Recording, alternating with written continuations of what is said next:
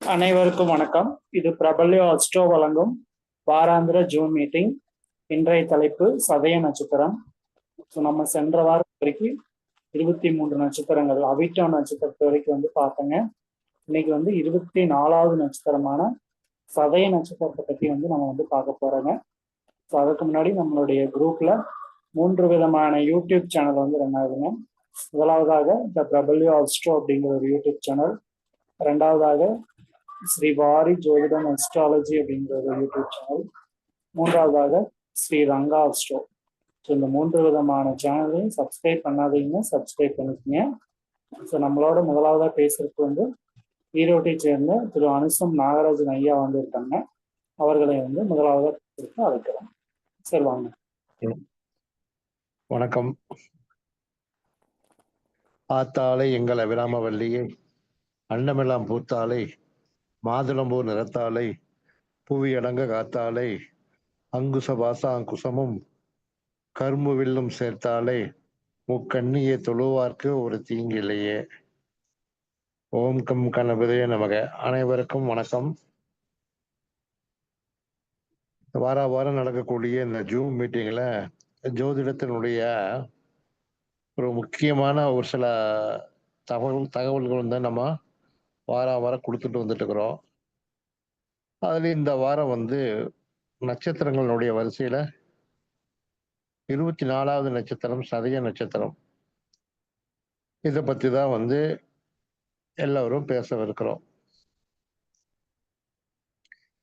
இந்த சதயம் நட்சத்திரம் அப்படிங்கிறது பாத்தீங்கன்னாக்கா ராகு பகவானுடைய திருவாதிரை, சுவாதி, சதயம் இந்த 3 நட்சத்திரத்துல 3ஆவதாக வரக்கூடிய நட்சத்திரம் சதயம். சதயம் அப்படின்னு பார்த்தோம்னாக்கா கும்பராசியில் இருக்கு. மகரம், கும்பம் ரெண்டுமே சனி பகவானுடைய ராசிகள். இதுல கும்பத்துல இந்த சதய நட்சத்திரம் 1ஆம் பாதம், 2ஆம் பாதம், 3ஆம் பாதம் 4 பாதங்களையும் உள்ளடக்கியதாக இருக்கிறது. சதயம், சதம் என்றால் 100, சதயம் என்றால் நூற்றாண்டு. அதாவது இதிலும் 100க்கு 100 அப்படின்னு சொல்லக்கூடிய ஒரு நட்சத்திரம்னா இந்த சதய நட்சத்திரம் தான். இந்த நட்சத்திர நாள் படிக்கக்கூடிய குழந்தைகள், படிப்பு மாணவர்கள் அனைவரும் என்ன பண்ணலாம்னாக்கா,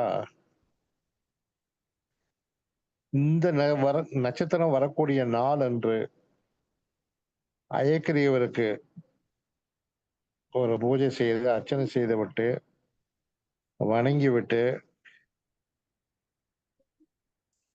படித்து பரீட்சை எழுதினாங்கன்னா கண்டிப்பாக அவர்கள் 100க்கு 100 மதிப்பெண் வாங்கக்கூடிய அளவுக்கு வாய்ப்புகள் பிரகாசமாக இருக்கும். அந்த அளவுக்கு இந்த நட்சத்திரத்திற்கு பவர் உண்டு. சதம் என்றாலே 100, எதிலும் வெற்றி தான். இவர்கள் இந்த நட்சத்திரக்காரங்க எந்த வேலை எடுத்தாலும் 100க்கு 100 திறமையாக செய்து முடித்து விட்டுதான் மற்ற வேலையை பார்ப்பாங்க. நீதி, நியாயம், நேர்மை, கடமை, கண்ணியம் இந்த அனைத்திலும் மிகவும் சிறப்பாக இருப்பார்கள். யாரையும் ஏமாற்றுவது, பொய் பேசுவது போன்றவை இவங்களுக்கு பிடிக்காது. இவர்கள் ஆன்மீகத்தில் மிகவும் சிறந்த ஈடுபாடு உள்ளவர்களாக இருப்பார்கள். இவர்கள் சம்பாதிக்கும் பொருளாதாரத்தில் ஒரு பகுதியை ஆன்மீகத்திற்காக கண்டிப்பாக இவர்கள் செலவு செய்வார்கள்.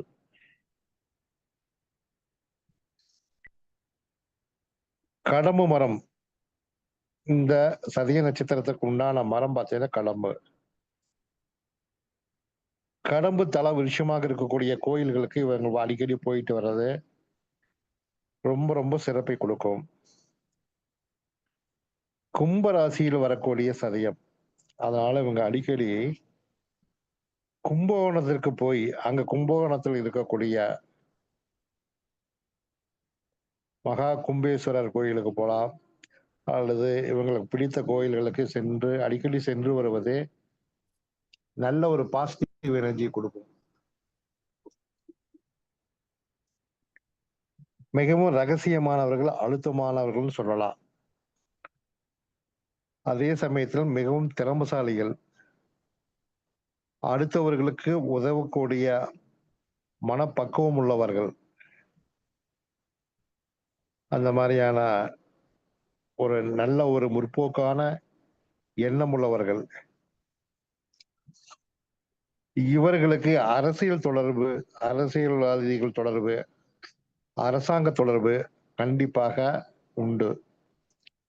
மிக எளிதாக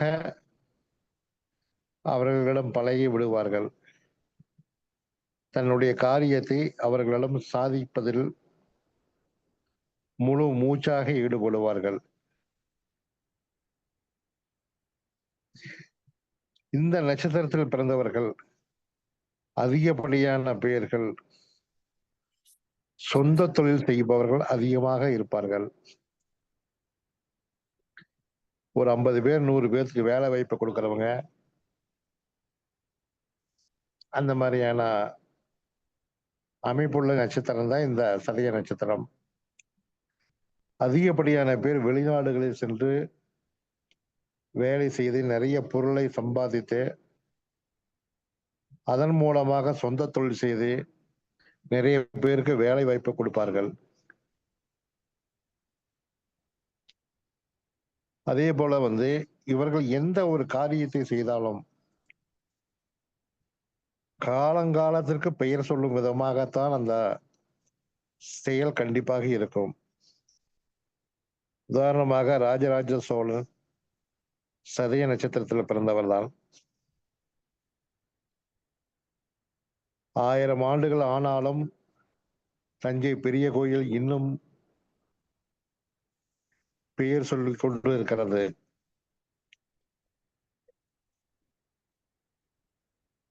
இந்த நட்சத்திரக்காரர்களுக்கு பிறக்கக்கூடிய குழந்தைகள் குருவை மிஞ்சிய சிஷியன் சொல்ற மாதிரி தந்தையை விட பெயர் சொல்லக்கூடியவர்களாக வாழ்வார்கள்.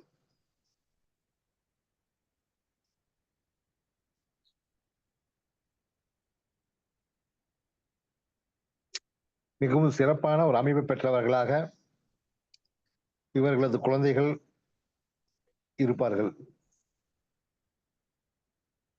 இந்த சதய நட்சத்திரக்காரர்களுடைய வம்சாவளி பார்த்தீங்கன்னாக்கா சுமார் ஒரு 550 வருஷம் தோல்வியே கண்டிராத அமைப்பு பெற்றவர்களாகத்தான் இருக்கிறார்கள்.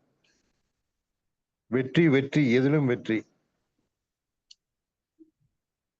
ஆகவே இன்றைக்கும் அவர்கள் சதய நட்சத்திரக்கார ராஜராஜ சோழனுடைய வம்சாவளி பெயர் சொல்லக்கூடிய அளவுக்கு அந்த கோயிலை கட்டி ஆட்சி செய்தாலும் அந்த கோயில் இன்றும் நிலைத்து நிற்கிறது.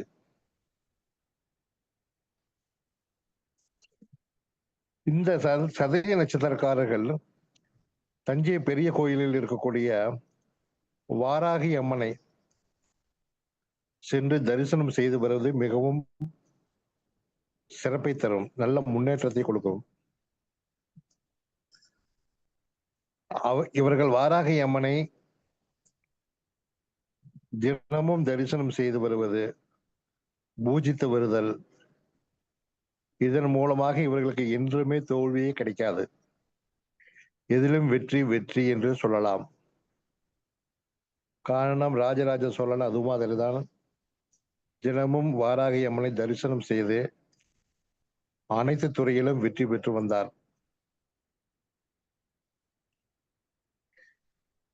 பெரும்பாலும் இந்த கும்பராசியில் பிறந்தவர்கள் காதல் வயப்படுவார்கள்.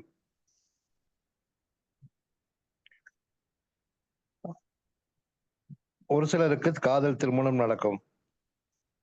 அதிகப்படியான பேருக்கு ஒருதலை காதலாக மாறிவிடும். ஒரு சிலருக்கு காதல் தோல்வியில் முடியும். நிறைய சதய நட்சத்திரக்காரர்கள் மனைவி பேச்சை கேட்டு நடப்பார்கள்.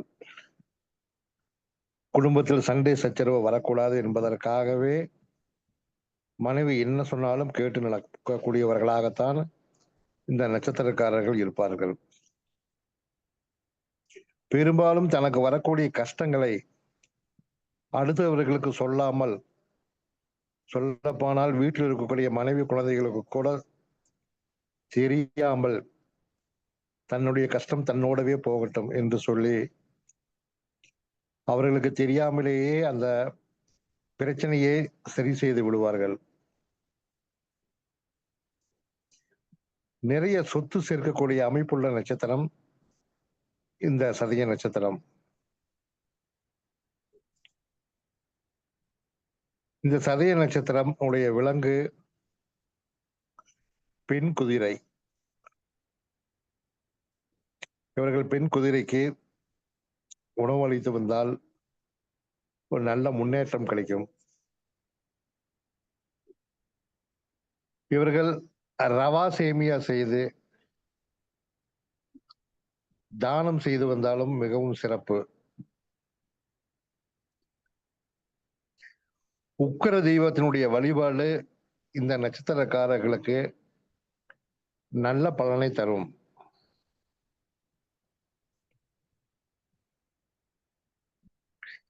ராகு பகவானுடைய நட்சத்திரம் ஆவதால் இவர்கள் எந்த ஒரு விஷயத்தையும் எளிதாக கிரகித்துக் கொள்ளக்கூடிய தன்மையுள்ளவர்களாக இருப்பார்கள். சட்ட விரோதமான செயல்களில் பெரும்பாலும் ஈடுபட மாட்டார்கள்.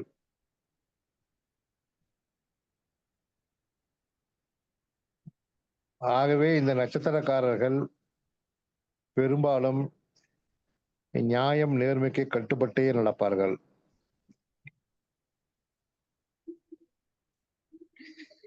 இந்த ராசியில் தான் எந்த கிரகமும் உச்சமோ நீச்சமோ அடைவதில்லை. கும்பராசியில் உச்சம் நீச்சம் அடைவது இல்லை. அது மட்டுமல்ல, இந்த ராசியில் சனி பகவான் மூல திரிகோணம் பெறுகிறார். ஆகவே இந்த நட்சத்திரக்காரர்களுக்கு இப்பொழுதுமே தொழில் மிகவும் சிறப்பாகவே இருக்கும். கோச்சார கிரகங்களுக்கு ஏற்பட சில சமயங்கள் ஏற்ற இறக்கங்கள் இருந்தாலும் இவர்களுக்கு எப்பொழுதும் தொழில் சிறப்பாகவே அமையும்.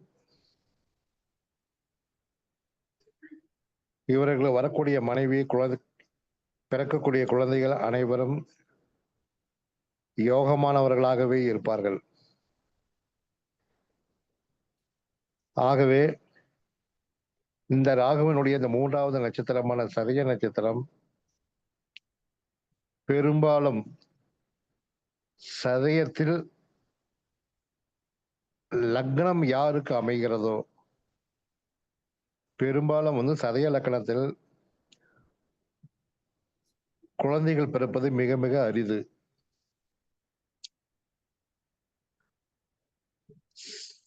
சதய நட்சத்திரத்தை லக்ன புள்ளியாக கொண்டு பிறக்கக்கூடிய குழந்தைகள் ஊர் உலகத்தில் பெயர் சொல்லக்கூடிய அளவுக்கு கண்டிப்பாக வாழ்ந்து பெயர் எடுப்பார்கள் என்று கூறி வாய்ப்புக்கு நன்றி கூறி விடைபெறுகிறேன். நன்றி, வணக்கம். ரொம்ப நன்றிங்கய்யா. தெளிவான விளக்கம் ஐயா கொடுத்துருக்காங்க. ஐயா என்ன சொல்லிக்கிறாங்கன்னு பார்த்தோம்னா, சதய நட்சத்திரம், அதாவது யா எடுத்த சதம். சதம்னா 100% அவங்க ஃபுல் எஃபர்ட் பண்ணுவாங்க அப்படின்னு சொல்லியிருக்காங்க. எந்த வேலையா இருந்தாலும் 100% முழு ஈடுபாட்டோட செஞ்சு வெற்றி பெறுவாங்க அப்படின்னு ஐயா சொல்லியிருக்கிறாங்க. அதே மாதிரி ராஜராஜ சோழன் பிறந்த நட்சத்திரம் அப்படின்னு சொல்லியிருக்கிறாங்க. ஸோ இது மாதிரி நல்ல நல்ல பாயிண்ட்கள் எல்லாம் ஐயா சொல்லியிருக்கிறாங்க. ஐயாவும் பார்த்தோம்னா ஒரு 35 வருஷத்துக்கு மேல இந்த ஜோதிட ஃபீல்ட்ல இருக்காங்க. நீங்க சொல்ற கருத்துக்களும் வாழ்க்கைக்கு உதவுற மாதிரிதான் இருக்கு. அவர்களுக்கு நம்மளுடைய குழுவின் சார்பாக நன்றியை தெரிவித்துக் கொள்கிறேன். நன்றி ஐயா. நன்றி.